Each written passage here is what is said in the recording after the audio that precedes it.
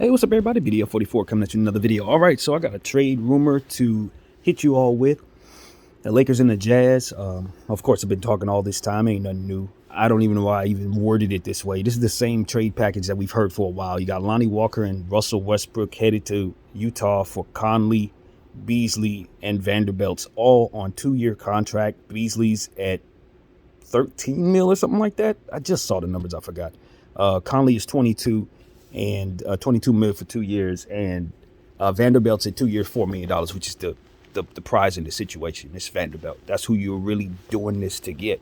Now, this isn't a trade that I would be too excited about giving 2 first-round picks, unprotected, none of that stuff. This is going to be a first-round pick that's going to be protected. I'm not giving y'all no good pick for this. I'm not. Because the difference in the situation is we would have to cut $500,000 from what the Jazz is taking back. So that would be a pick for sure. So we definitely sending out something other than what those 2 players would be, because the salaries aren't going to match. Needs $500,000. So that's not going to be hard. A second round pick will take care of that, or a couple second round picks or something like that. But I think if you're Utah, the key to all of this, and if you're the Lakers, the key to all of this is the years on all the contracts. That's the key. Because what Utah is going to be able to immediately do is have Russ come off their books and Lonnie come off their books if they choose, which is going to be roughly $50-something million. That's a whole superstar that's coming off their books this summer, as to which we would be taking back salary, and these salaries would be on tab until next trade deadline, as to which we could be able to trade them as they're expiring or re-sign those guys next off season after this one coming up. So to me, I like this trade if it's the last trade on the table. You know what I mean? And what I mean by that is I'm not about to walk away from trade deadline, have this on the table and not do it. But again, if Danny's on his same old same where he gonna overprice everything, I'm not about to do a deal with Danny, period. If he's talking about 2 picks in a deal like this, I'm just not doing that. I'm not doing that.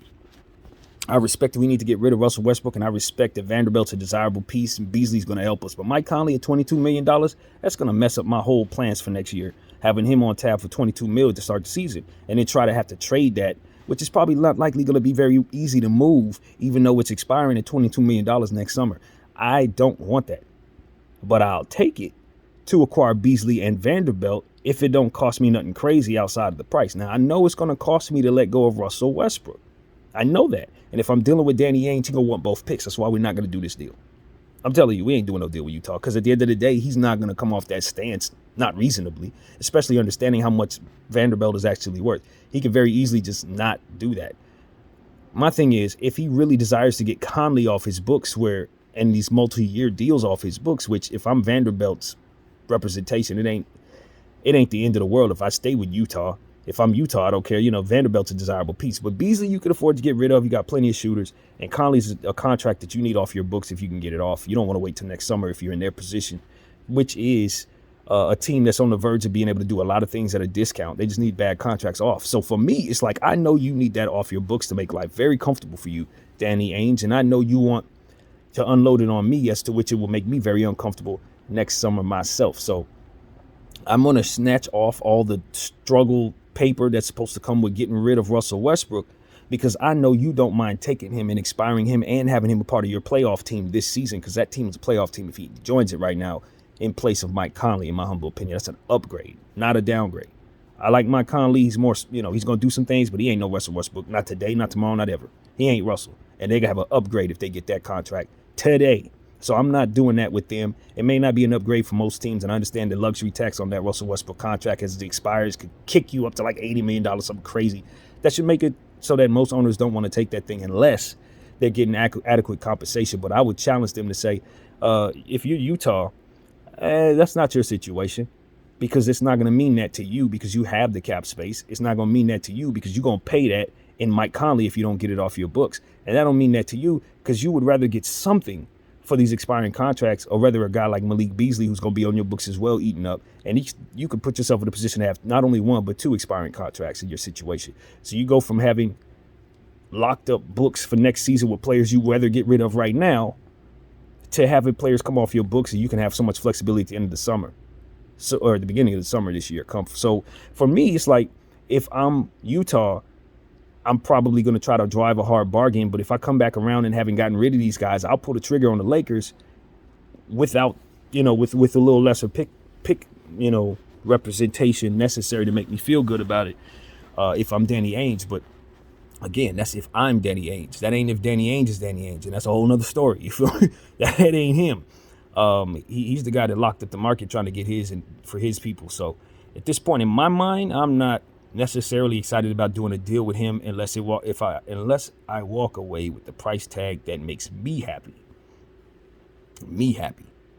So that's how I'm looking at that. I do like Vanderbilt and Beasley coming our way, and if we could find a way to make that deal happen without bringing back that $22 million, Conley, that's a desirable deal for me. That's desirable. I would probably pick that over a couple other packages that you got in front of you, because Beasley's gonna fit real good, and Vanderbilt's a no-brainer. You must have that kid. I think all teams should want that kid on that team right now. He's one of them dudes that shouldn't even be shopped. Vanderbilt should never be shopped. I don't know what Utah's doing, but they need to re-sign him, keep him part of the situation. And that's what I honestly think. Whatever's going on with Utah, if it don't have him being re-signed and part of their future, you're just doing it wrong, in my humble opinion. Unless it's something I don't know. But I don't think it's nothing I don't know. That kid is the truth. And whoever gets him going to be lucky, and I'm praying it's us. So that's the move, man. If the Lakers do this deal and it ain't got 2 picks unprotected, I'm going to feel pretty solid, I think, because at the end of the day, 1 pick should probably get this deal done. 1 first-round pick should probably be as high as I'll be willing to go to pull a trigger on a deal that gets Russell Westbrook out of here, and then brings me a piece that I know I want to keep in my situation going forward in Vanderbilt. Beasley probably as well. You know what I mean? Beasley probably as well. And I look at Mike Conley as another small ball player that I hate to have in this rotation, but one that's going to help our IQs tremendously. We're going to be a lot better down the stretch of closing basketball games on the offensive end if he's down there instead of some of the guards we got. And the problem is defensive end, absolutely not. He's going to get hunted. He's going to get shot over. It's going to be more of the same, which is why I'm not excited about paying somebody $22 million who I know that's going to be the case. And another question is, those 3 pieces, they're going to make us better shooting the ball. They're going to make us better defensively. But again, we talked about, Wenyen Gabriel and Thomas Bryant, Troy Brown, some of those guys having issues getting in rotation. I would not be surprised if Vanderbilt has that same problem once he gets here if he don't play a certain way. Because that's how it's gone, It's not like we're looking at players who haven't played well at this position on the Lakers. You know what I mean? And it'd be like, oh, my God, since they suck so bad, we must get Vanderbilt to save our season. Nah, that's not what's going on. We have guys that we like at that position. We just don't rotate them properly. So that's really gets tricky for me. We sending guards out, but not enough guards. You know what I mean? It's one of those situations. Yeah, you send out Lonnie. Yeah, you send out Russ, but you're bringing back Mike. You're bringing back Malik. And then from there, you haven't letting go of the other guards that are still in the situation. So you still got the logjam. So one thing I want Rob Pelinka to do is to remove the logjam from our situation so that our rotations can make more sense. As I've said many times, remove the small ball players from the team so he doesn't have the option to play them, so it can't hurt us if we're actually interested in winning. So I got different theories about that makes what we're seeing purposeful. So I'm not really sure what people are doing, but if they actually want to succeed in playing basketball, they need to do the things necessary to ensure that what they're doing makes sense in that way. And what we've seen is the opposite. So if a trade that we make is going to make us better just as a team with our talent level, that is always something you want. An upgrade is an upgrade. But if you're going to have the same logjam issues, if you're still going to have the same rotation concerns that we've had to start this season, I don't know that bringing in pieces like Vanderbilt, Conley, and Malik Beasley are going to make us a better team at all. They're just more players he ain't going to rotate properly.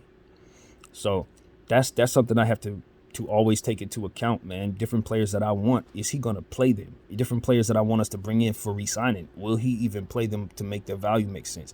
Guy like Jakob Poeltl, will he be on the floor enough to make what we got going on make sense? And my doubts are in place, because I think Thomas Bryant has played well enough to see minutes, and he barely plays. So I just don't think there's any logic to that. And because of it, I don't know what we're going to do unless we get rid of the players that we lean on with the minutes. Dennis Schroeder, Patrick Beverley, Russell Westbrook. Those are the players that we rotate all our minutes around. Until that changes, it don't matter who you bring in. It don't matter who you bring in. Unless they have the cachet of Bron and AD, they're probably not going to step in front of the players that he's playing in this way. He just trusts them, it seems. Or the front office wants them to get their minutes at all costs. Either way, it needs to just be revamped and rethought. And I don't know that this trade can do that at all. In fact, it most definitely does not. So, yeah, that's what it is, man. It doesn't mean I ain't doing a trade. An upgrade's an upgrade. I like to trade if they can keep me from giving up first rounders or extensive first round equity in this situation. It's something I would study and consider. Of course, there are other trade rumors and stuff like that, but I ain't heard nothing else that actually was read. You know what I mean? They got stuff out there that I got in my head that I'm pretty sure makes sense, but I didn't read anything in regards to that. So we got the trade deadline coming up 2 days from now, man. Thursday, I believe it is. Thursday, probably around 3 Eastern or something like that. That's how it usually goes. But don't quote me on that. But somewhere around there, noon Pacific probably. 11 or something like that. Who knows? But the point is that trade deadline's on the way 2 days from now. And I think if these GMs are smart, we'll see something happen today. You don't want to wait until the last minute. Some of them obviously do. But this year, with the market being as locked as it is, if there's any GMs that's hearing me, you should probably play this with a especially different mindset as it pertains to how much time you have left to complete a trade, because there's going to be a lot of GMs that are going to try to rush trades at the last minute with cold feet and expiring contracts that haven't probably even made that decision as of yet. But over the next 48 hours, it's going to get tight for them. And they know that some of these players that they got, they are not going to re-sign. They're probably not best for letting walk. So they're either going to deliberately walk into this mistake right now and let it play itself out, or they're going to cram everything into the last minute if they haven't been talking. And I got a feeling some of them haven't been talking. I think some things that happened in the West over the last 24 hours might have changed some teams' outlook. With Kyrie coming to Dallas, I think there are certain teams that may want to position themselves maybe a little differently than they had been based on that trade. I think there's some teams in the Eastern Conference that may be adjusting to the Brooklyn Nets changes. Maybe they think the Brooklyn Nets are moving out of the way. Maybe it's important for them to move up, try to take their place. Now, I don't personally know that the Brooklyn Nets are a worse team today. I ain't gonna sit up here and even tell you I think that. I don't. I think they're a more full team tonight than they were, because now you got players who weren't playing well stepping forward in Kyrie's stead, and then you got pieces coming back that are also productive. So I think this is going to work in terms of them having a solid playoff team. I think the trade that they made helped them, and I think they're in the midst of trying to make some more, and I'm kind of excited for Brooklyn fans if they're able to do what it is that I'm hearing could be possible. So, like, I think Zach LaVine is great for them, even though I hated that contract for the Lakers. Based on the Nets, and they don't have like NBA championship demands on their franchise, you know what I mean? So a guy like Zach LaVine don't have to be an NBA champion closer for them to be pleased with him on their franchise. You know what I mean? So it's like for the Lakers, it's like he ain't good enough to help us win. We ain't gonna be happy. He gonna hate it here. But at Brooklyn, as long as he's doing what he does, and they put a good team around him, they're gonna feel great about him, just like Chicago did. So I think that's the perfect spot for his contract based on everything I understand. And I think the Brooklyn Nets should be trying to move heaven and earth to get it. And I think the Chicago Bulls should pretty much be willing to take back trash to do so. And I said that last night in a video that I made in regards to the trade. I don't think I labeled it, though. It was probably like a NBA Laker chat or something. But I did bring that trade to you guys in regards to sending a bunch of shooters to Chicago for Tony Bradley and, of course, Zach LaVine. And I just think that makes a lot of sense, man. Makes a lot of sense, because at the end of the day, you want to get that contract off your books if you're Chicago, so you can make a lot more sense with your roster going forward. 35 for the next 5 years is terrible for you and how your team's constructed. You just need to move it. And so that is why you take back trash to do so. It's a salary dump for you.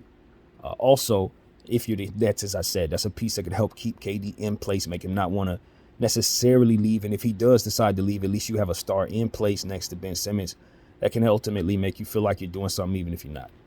And when you couple that with Dorian Finney-Smith, some of these other pieces that they got to get, Cam Thomas, Sharp, Claxton, all of these guys are just getting better every day.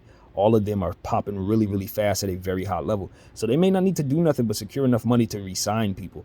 And that is a shock to me when you consider how far away they were from looking like that to start the season.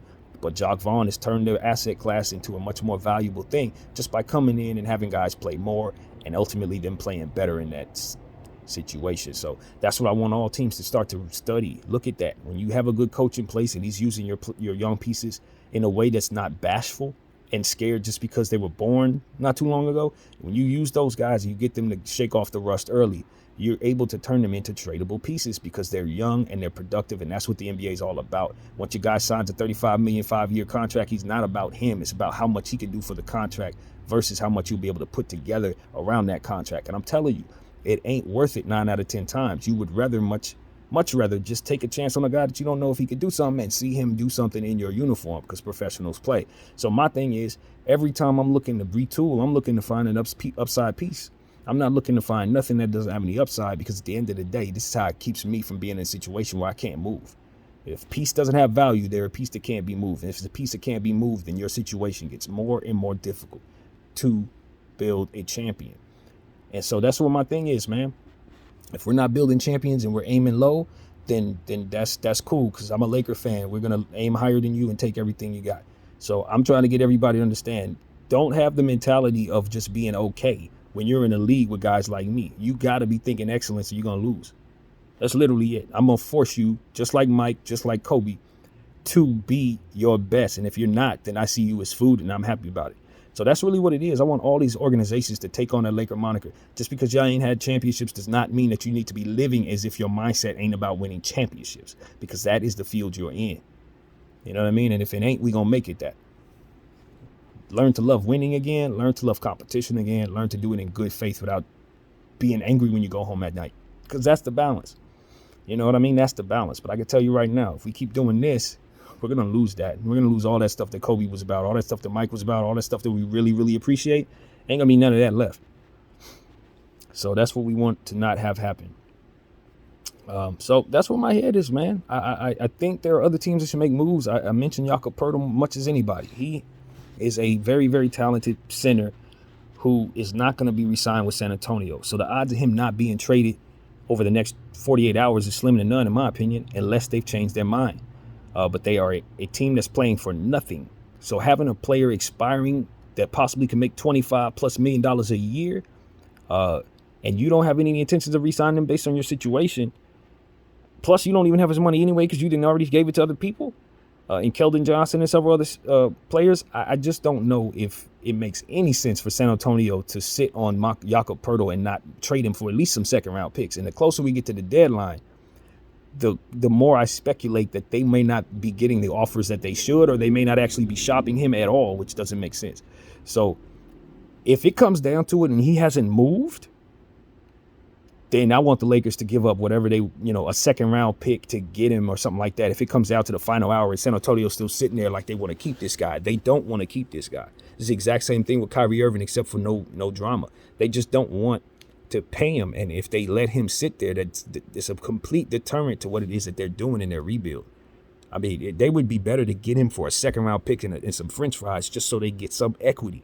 Because when you're rebuilding, the last thing you want is talented pieces like that exiting without anything coming back. That is just the worst thing in the world, especially since he's close to an all-star center. So there's zero to no chance of them allowing that to happen if they know what they're doing. And they know what they're doing. So Jakob Poeltl's getting traded as far as I could tell. And where I haven't heard any rumblings, which tells me it's not going well, which tells me the field needs to be waiting that out and then bidding last minute because he's somebody to want, even if the field has it wrong. So that's what I want to say. The fact that I'm not hearing no Jakob Poeltl rumblings is ridiculous.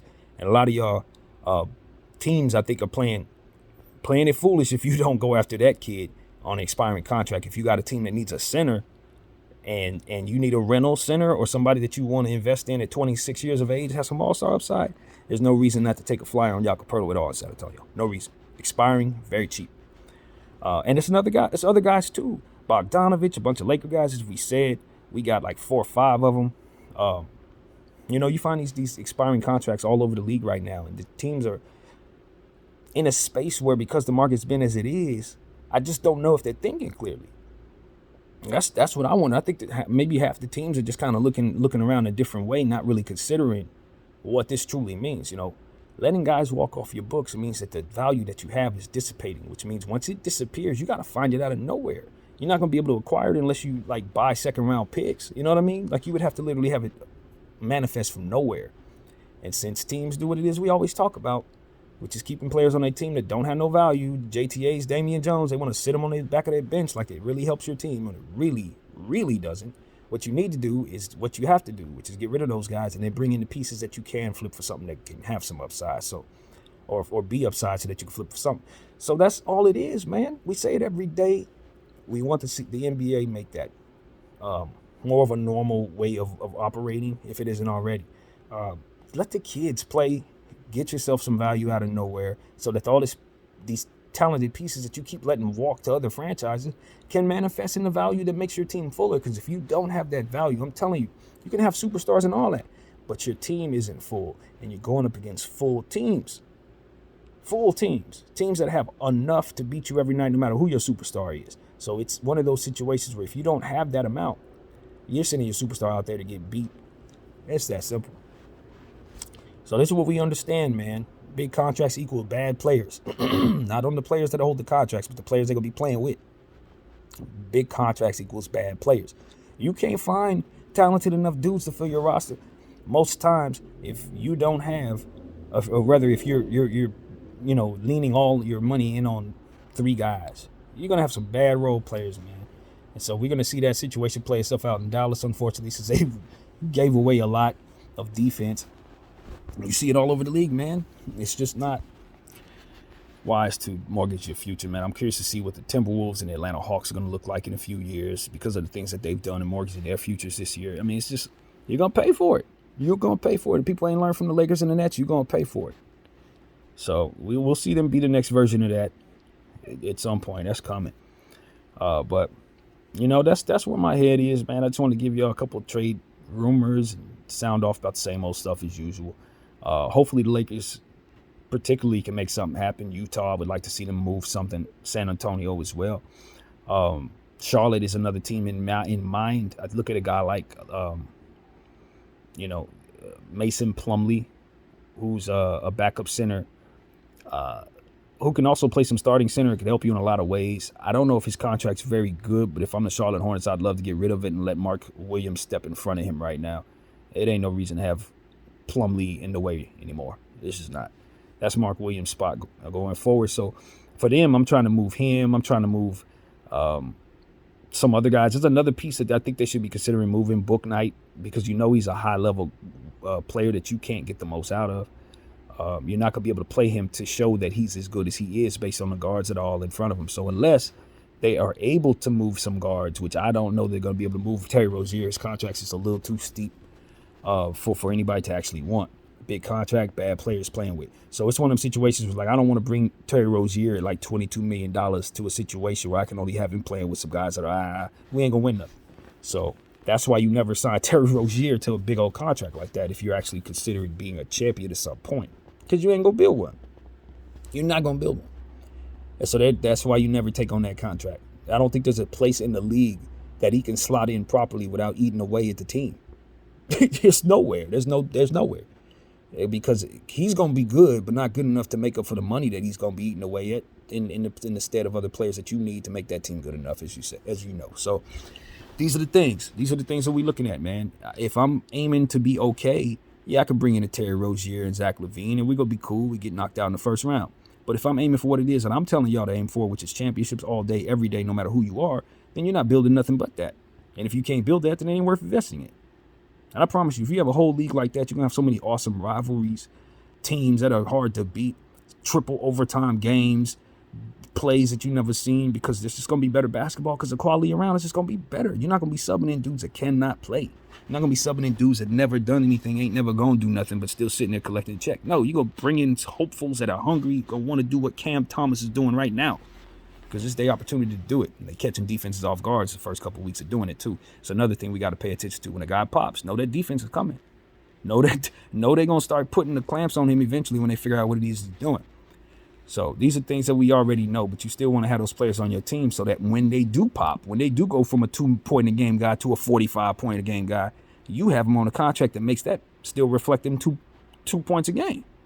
You know what I'm saying? You're going to get Cam Thomas now. Yeah, you're going to pay him $100 million to do what he is doing now, but that's not when you want him. That's a bad contract. You want him when he's doing this, when he's first popping, and you can't do that unless you take chances on these G League dudes and these guys that don't have name, and then give them the real opportunities to make their mistakes, learn, and get better. And then when that happens, this is possible. BDF 44. I thank you all for watching.